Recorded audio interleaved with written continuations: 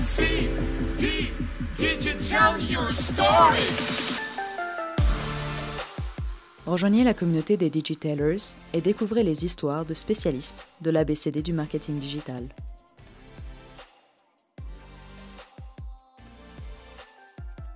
Aujourd'hui, nous accueillons Nicole Derame, fondatrice de la société Cadrange, qui va nous partager son expérience de plus de 16 années en communication et ses conseils pour humaniser votre marque. Un bon exemple du C de communication.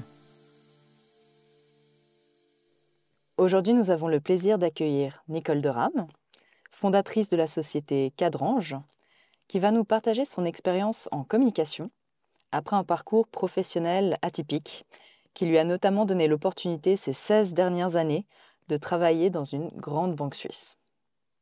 Donc, juste pour revenir sur la petite histoire, j'ai eu la chance de rencontrer Nicole lors d'une précédente expérience professionnelle.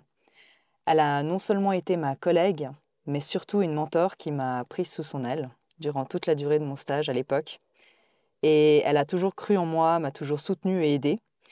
Et c'est donc avec beaucoup d'émotion que je vous prépare ce nouvel épisode de podcast dédié au C de communication en collaboration avec Nicole. Donc merci Nicole d'être là aujourd'hui parmi nous. Mais avec grand plaisir, Ophélie. Et avant qu'on entre peut-être dans les détails au sujet de la communication, est-ce que tu peux nous en dire un peu plus sur ton parcours académique et professionnel ? Alors, tout d'abord, je suis une bonne Genevoise qui a suivi un cursus très traditionnel, alors, école primaire, cycle d'orientation, collège, avec une maturité latine. J'ai toujours été très intéressée par l'enseignement et probablement que c'était une hérédité parce que mes parents étaient enseignants eux-mêmes. Donc la formation, pour moi, ça a toujours été très, très important. À telle enseigne que quand j'avais 4 ans, je voulais devenir professeur de sport. Et je n'ai pas démordu. Et effectivement, j'ai fait des études après la maturité. J'ai fait des études de 3 ans dans le département d'éducation physique et de sport. J'ai enseigné ensuite pendant 5 ans. Et puis, comme je suis quelqu'un d'assez curieux, je m'intéressais aussi à d'autres domaines, notamment à l'univers de l'hôtellerie, ce qui fait que j'ai fait un CFC de cafetier-restaurateur. J'ai eu la gérance de 2 établissements. Et ensuite, je me suis mariée et j'ai eu pendant 20 ans un centre équestre avec mon mari. Et là aussi, j'ai créé un restaurant sur place et puis un poney club aussi. Et donc, toujours cette idée, et ce fil rouge de l'enseignement, de la formation, de la création aussi, beaucoup. Et voilà, c'était un peu mon parcours professionnel jusque-là, jusqu'à un jour où je me suis dit que peut-être que je pourrais apporter ma contribution dans le cadre d'organisation d'événements, parce que j'en ai fait beaucoup durant ma jeunesse et au-delà. Et après, j'ai eu la chance de rentrer dans une grande banque suisse où on m'a fait confiance dans le cadre de l'état-major avec la responsabilité d'organiser des événements, de me rapprocher de la dimension du marketing et de la communication.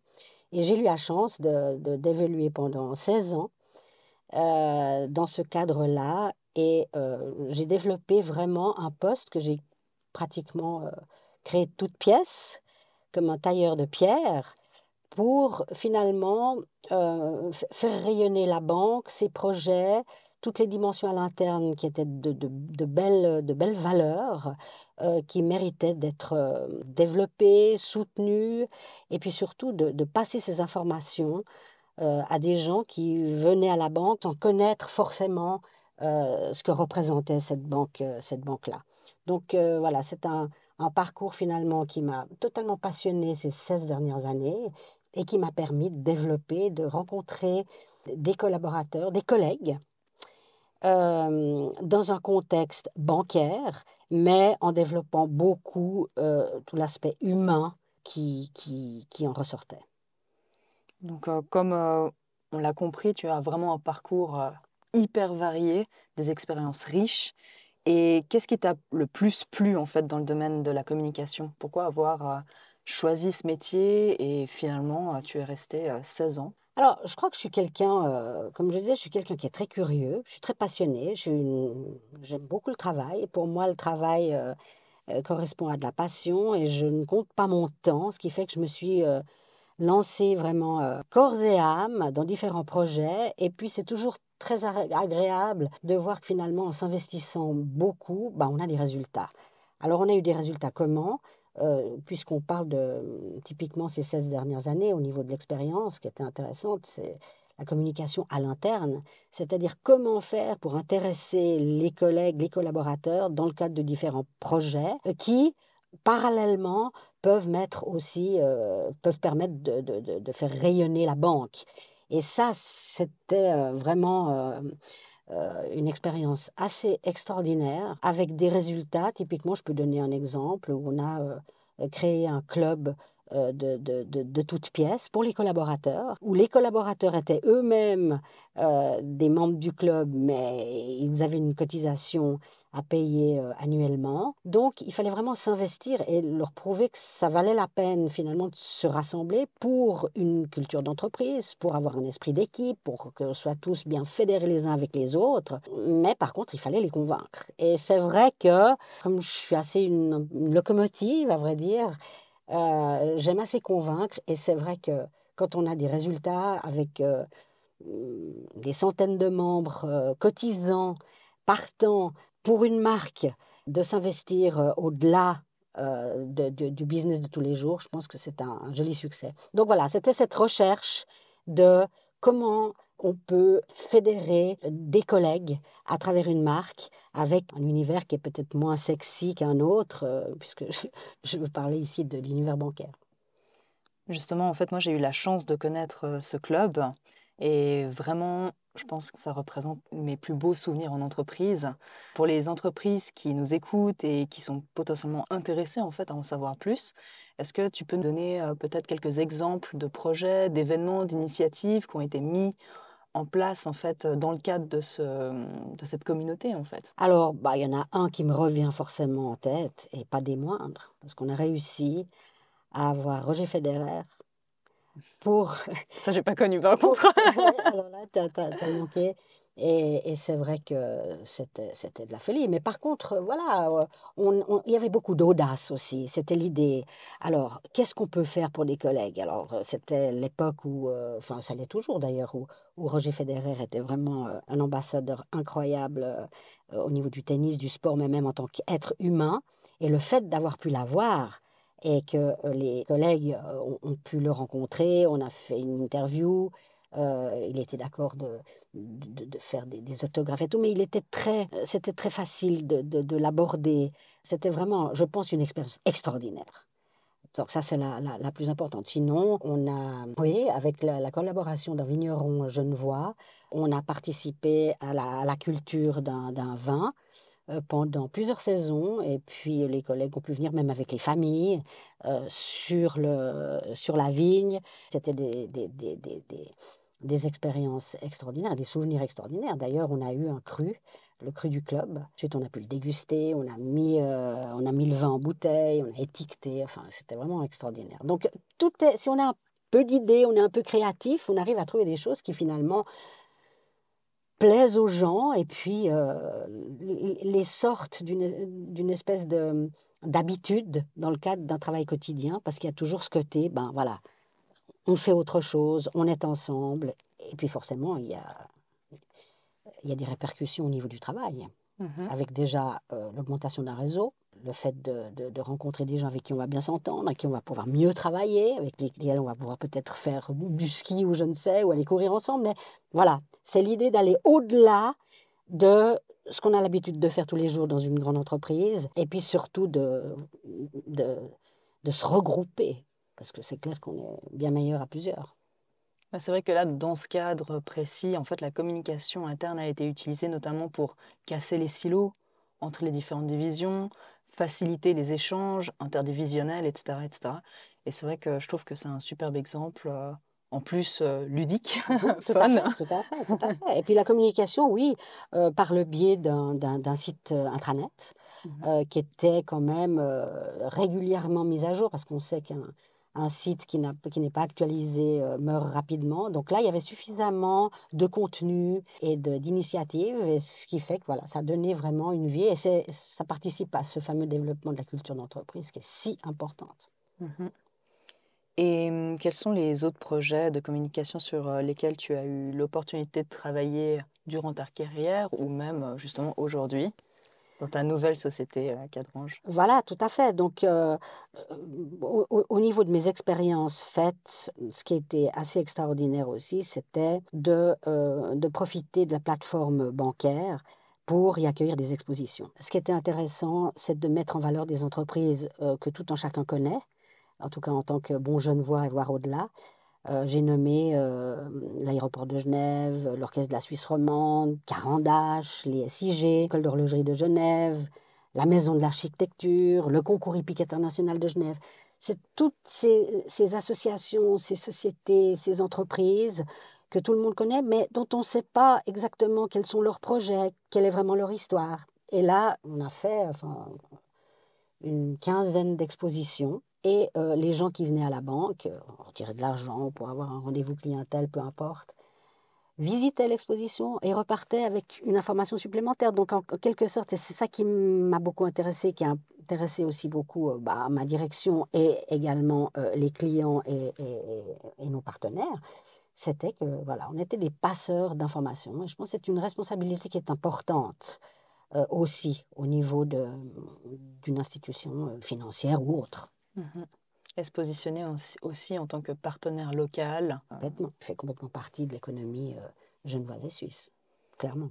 Pour répondre à ta deuxième question, au niveau de Cadrange, c'est exactement la même chose, en toute modestie. Ce qui m'intéresse, c'est vraiment mettre en valeur, valoriser des projets qui soient d'ordre culturel, qui soient d'ordre sportif aussi, ou artistique, ou environnementaux, parce que personnellement, je m'intéresse beaucoup à tout ce qui touche à la biodiversité. Et puis, voilà, je propose à mes clients, parce que je commence à en avoir un certain nombre maintenant, à partir de beaux projets qu'ils ont eux, comment les valoriser, comment porter, faire rayonner leur projet. Donc c'est toujours ce même dénominateur commun que j'ai, c'est vraiment la valorisation, mais qui passe vraiment par la valorisation de l'humain. Alors certes, on s'appuie sur la digitalisation, etc., parce qu'aujourd'hui, c'est incontournable.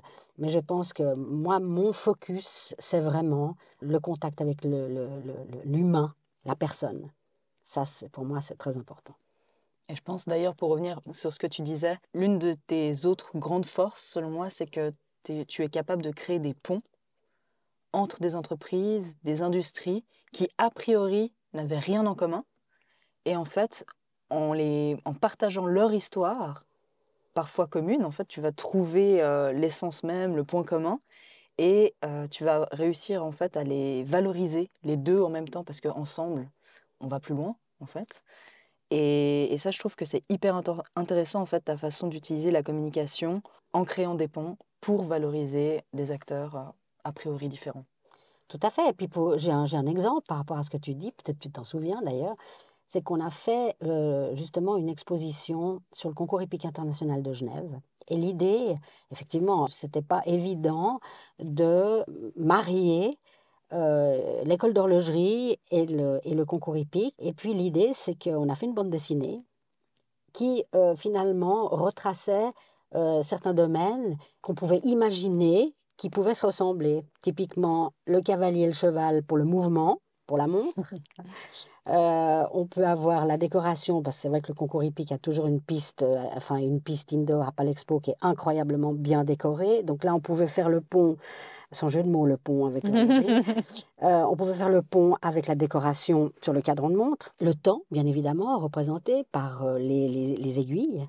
Donc c'était ce parallèle-là. Et enfin, l'excellence. L'excellence au niveau du concours hippique, parce qu'il a été nommé plus d'une dizaine de fois meilleur concours indoor du monde, donc ce qui n'est pas négligeable. Et la même chose pour l'horlogerie à Genève, berceau de l'horlogerie, avec ce rayonnement universel au niveau de l'horlogerie. Voilà, donc, et là, on a demandé à un jeune BDiste de nous faire une bande dessinée qui retraçait un peu justement ces deux alliances, ces alliances. Et l'idée, c'était aussi de soutenir la relève, les talents, et typiquement là, au niveau culturel. Tout en chacun sait que le berceau aussi de la bande dessinée, c'est Genève, grâce à Rodolphe Töpfer.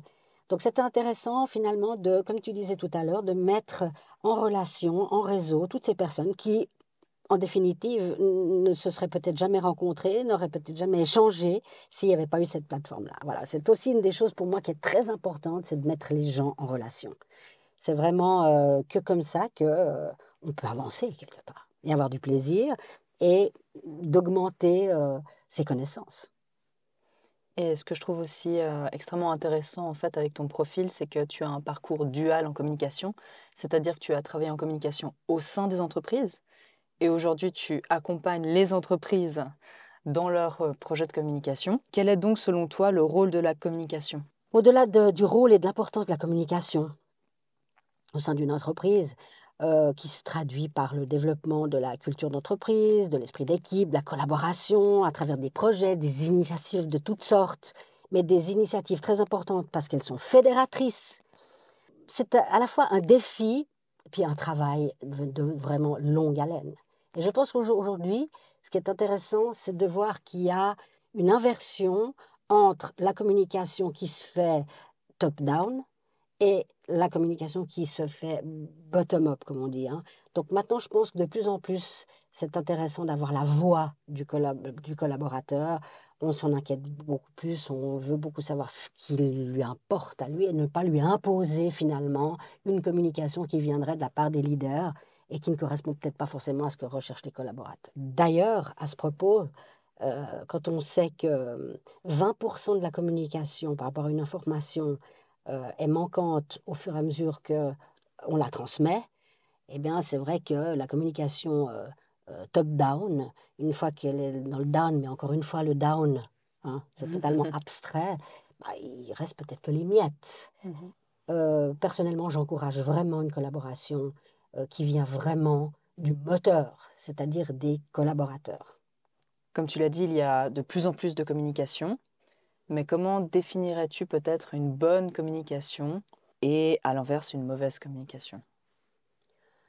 Alors bon, je ne pense pas que ce soit à moi de juger, hein, j'entends, mais disons que ce que je pense par rapport à ça, et c'est vrai que quand on découvre des entreprises, des sociétés à travers leur site internet, je me suis aperçue d'une chose, c'est que très souvent, on parle tout de suite de valeurs, de vision, d'ADN, de philosophie, etc. Et on parle peu de positionnement quelque part. Alors évidemment, c'est peut-être difficile de se positionner directement à travers un site internet, mais moi, ce que je fais, quand il y a l'idée de développer une communication avec un partenaire, je pose toujours la question de savoir comment la marque ou la société se positionne et comment le client ou l'externe ou l'extérieur positionne, lui, la dite société.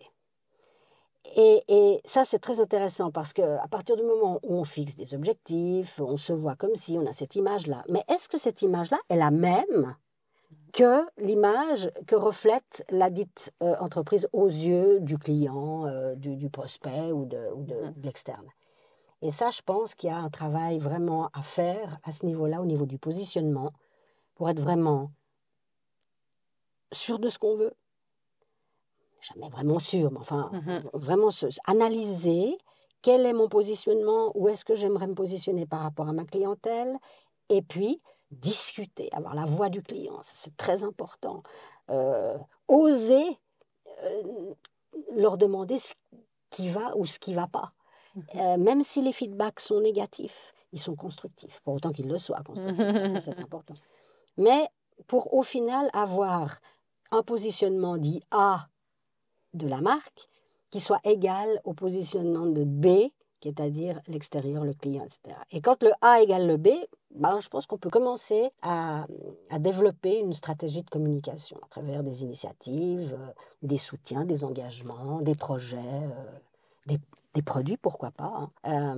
Mais je pense qu'il faut que tout soit aligné pour pouvoir réellement démarrer sur une stratégie de communication. Et non pas prendre une stratégie qui a bien marché pour la marque X, on fait un copier-coller et ça ira pour la dite marque.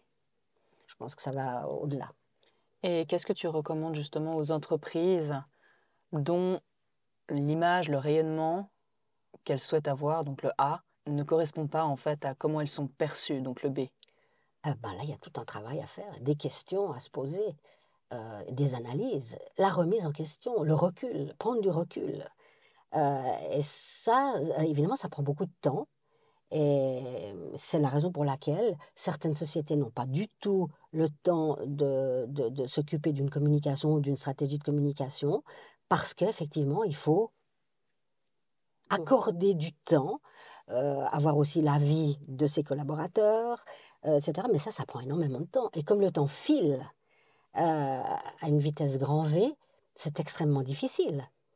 Mais je pense que pour avoir une bonne stratégie, il faut beaucoup de réflexion, il faut beaucoup de partage, il faut beaucoup d'échanges. Il faut aussi peut-être s'inspirer de certaines choses qui ont peut-être marché, qui pourraient peut-être être utilisables pour... Mais il n'y a pas une science exacte par rapport à ça. C'est ce que je te disais tout à l'heure. Sinon, encore une fois, on s'en j'ai beaucoup de choses à dire. Non, mais c'est vrai. C'est vrai. Et donc, bien qu'il n'y ait pas de formule magique, est-ce qu'il y a des éléments fondamentaux à considérer dans une stratégie de communication, peut-être? Alors, encore une fois, j'ai pas la réponse universelle, mais personnellement, j'aime beaucoup la règle des 4 I. Et c'est celle que j'applique à partir du moment où on commence à discuter d'un concept, de regarder comment est-ce qu'on peut développer une communication avec une marque. Et la règle des 4 I, elle est très simple, cette règle des 4 I. C'est identifier tout d'abord. Donc, ça rejoint tout ce que je te disais tout à l'heure, c'est-à-dire connaître quand même l'objectif, connaître la clientèle cible, le positionnement, ce fameux A.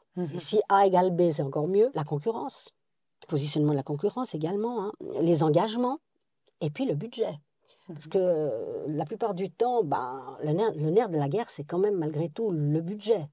Et je crois que ça, c'est une chose dont il faut parler assez rapidement pour que les gens se rendent compte déjà, parce que très souvent, le métier de communicant ou le marketing ou le digital, ce que tu fais toi à temps plein, c'est un travail à part entière. Donc, il y a un moment donné, ton travail se monnaie, etc. Donc, je pense que le budget, il faut être transparent d'entrée de jeu. Voilà, moi, ça, c'est en tout cas ce que je pourrais recommander. Le deuxième I, c'est informer. Comment informer par rapport à un concept ou un projet de communication? Ça, c'est indéniable. Il faut vraiment apporter de la valeur ajoutée grâce à de l'innovation, à de la créativité, avoir des idées. Comment est-ce qu'on pourrait porter, par exemple, cette richesse que vous avez dans cette société-là, mais comment est-ce qu'on pourrait la mettre en valeur pour que justement elle interpelle? Et là, ce domaine-là de l'information, mais il est lié aussi à la créativité pour moi et à l'innovation. Ensuite, on a invité. Invité, c'est... on a souvent tendance à se dire, ben voilà, moi je travaille pour une société, je m'occupe de son concept de communication, etc. et tout. Mais est-ce qu'on s'est déjà posé la question de savoir qu'est-ce qu'on peut donner, mais qui ne soit pas monnayable? Alors, pourquoi pas organiser quelque chose, un rendez-vous avec différents clients, encore une fois, pour que les gens réseautent entre eux, pour qu'ils puissent faire peut-être après du business. Et là, l'invitation, pour moi, elle correspond à quelque chose comme je donne aussi quelque chose, j'accueille, j'ouvre ma porte et j'offre aussi quelque chose. Ça, je pense que c'est assez important, ce I. Et puis à la fin, bah, forcément, on a impliqué. Donc à partir du moment où les 3 premiers I sont atteints, entre guillemets, et ben forcément, on implique son client, on implique les collaborateurs à l'interne, on implique les partenaires, on implique tout le monde. Et ça débouche sur quoi? Ce sont des gens qui deviennent vos meilleurs ambassadeurs, les meilleurs ambassadeurs. Parce qu'ils vont parler non seulement de leur stratégie de communication qui va bien, pourquoi pas cette règle des 4 I, mais ils vont parler aussi de, en l'occurrence, Cadrange ou de Digitalia, etc., etc. Donc voilà, c'est une combinaison de tout ça qui fait que, encore une fois, se tenir les coudes, travailler ensemble pour avoir plus de résultats. En tout cas, merci pour ce partage qui est très parlant, la règle des 4 I. En plus, je trouve que ça résume très bien en fait le processus qu'on qu'on peut potentiellement mettre en place en communication. Mais bon, comme tu l'as dit, il n'y a pas de recette magique. Donc voilà, c'est pas non plus à prendre tel quel, il faut rester créatif. Mais en fait, ce que j'aime bien aussi avec cette règle des 4 I, c'est qu'elle peut aussi s'appliquer au marketing digital, en fait, de manière transversale. En premier, il faut identifier son public cible, définir son objectif, comme tu l'as déjà dit. Puis on va informer en créant du contenu de qualité, intéressant. Oui, ça prend du temps. Oui, ça demande de l'énergie. Oui, c'est un budget. Mais c'est comme ça en fait que vous allez interpeller les gens sur votre marque. Inviter. Donc nous, c'est vrai qu'en marketing digital, on va plutôt créer des webinaires et autres. Mais c'est vrai qu'il ne faut pas oublier aussi l'importance de se rencontrer au travers d'événements.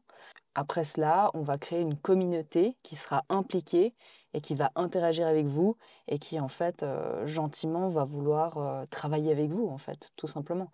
Donc, le marketing digital, de manière similaire à la communication, c'est un long processus. C'est clair que si vous m'appelez, vous nous appelez pour des résultats demain, ce sera un peu compliqué. Tout à fait, tout à fait. Je veux juste rajouter que cette règle des 4 I, c'est pas moi qui l'ai inventée, hein. C'est-à-dire que comme moi je suis quelqu'un de curieux, je le disais tout à l'heure, passionné, instinctif aussi, j'ai énormément lu, je me suis beaucoup renseignée, je me suis auto-formée quelque part, en plus des expériences que j'ai traversées hein, de par mon cursus. Mais cette règle des 4 I, elle m'a interpellée parce qu'elle existe, je ne sais pas qui l'a mise en place, mais je me suis dit, elle est simple, Mhm, c'est facile à expliquer tout ça, et finalement, elle recoupe tout, c'est exactement ce que tu viens de dire. mhm, Donc voilà, c'est intéressant de se poser cette question-là, quel que soit le projet quelque part. Parce que mhm, cette règle des 4 I, on peut l'utiliser, alors certes en communication, mais comme tu disais, marketing digital ou même dans un autre domaine, un autre univers, quel que soit le projet. C'est mhm. intéressant. On se posait la question. Et quel est selon toi le plus grand défi des métiers de la communication?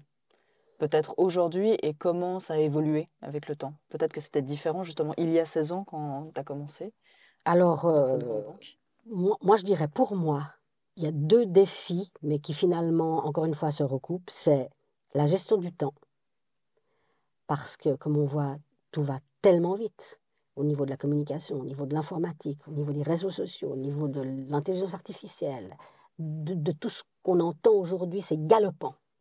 Et en même temps, il y a la gestion de la relation humaine, de l'humain. Donc, c'est ce pont, tu parlais de pont tout à l'heure, mais oui, comment est-ce qu'on va faire, comment est-ce qu'on va créer un pont entre les deux choses? Ça, c'est un